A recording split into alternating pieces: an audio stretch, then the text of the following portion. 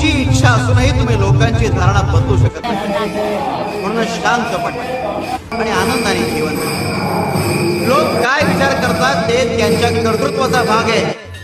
त्यांना बदलण्याचं कार्य आपल्या हातात नाही. त्याऐवजी शांतपणे आणि ईश्वराच्या चरणी लीन होऊन आपलं इच्छित कार्य पूर्ण करत जीवन जगायला शिकणं महत्वाचं.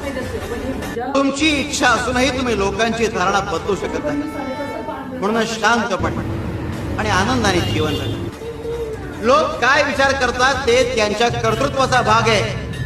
त्यांना बदलण्याचं कार्य आपल्या हातात नाही. त्याऐवजी शांतपणे आणि ईश्वराच्या चरणी लीन होऊन आपलं इच्छित कार्य पूर्ण करत जीवन जगायला शिकणं महत्वाचं. तुमची इच्छा असूनही तुम्ही लोकांची धारणा बदलू शकत नाही.